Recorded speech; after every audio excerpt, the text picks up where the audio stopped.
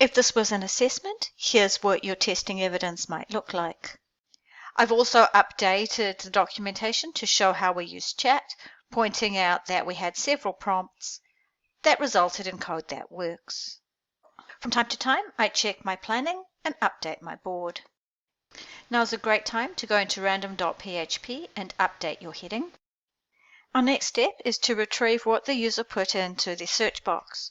Go into keyword.php and retrieve the keyword using keyword $request with 2 square brackets. Then go into banner nav, and we're interested in the select box. Go to where we put in the name keyword search and select the words keyword search. Then go inside your square brackets and put in that name, remembering to put in some speech marks. Then underneath, echo out the keyword so that we can test this worked. And if we go into our form and we type in hello world and push search, it looks exactly like show all, but if I go control end and go all the way down to the bottom, we can see that the keyword that we typed in was hello world. Next, go into your table in phpMyAdmin and push search. Then in the event area, choose like, note the percentage signs, and type in the keyword cat. Then push go. And at the top, there's some SQL that you'll want to select, copy, and paste into your keyword PHP file. At this point, I can also remove that echo because we know that the keyword is working. And if I go in and search for something like pizza, of course, it's going to give me cat results because we've hard-coded that cat into our SQL. This means that we want to take the keyword that the user entered, and instead of having cat, we want to search for the specific keyword. Now when we search for pizza, we get pizza-related holidays.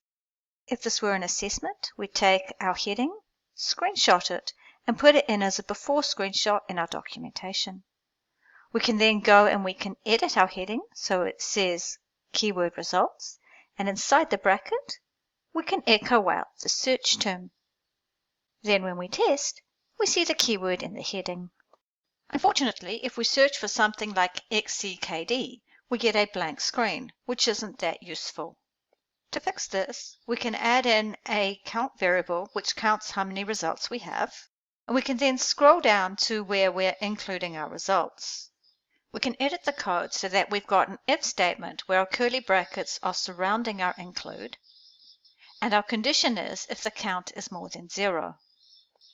Underneath, we can have an else block where we close off and then open our PHP. And that means inside, we can have an error box, and we can simply tell our user that there's no results and invite them to try a different search term. And a quick test shows that it works, but it doesn't look as good as it could.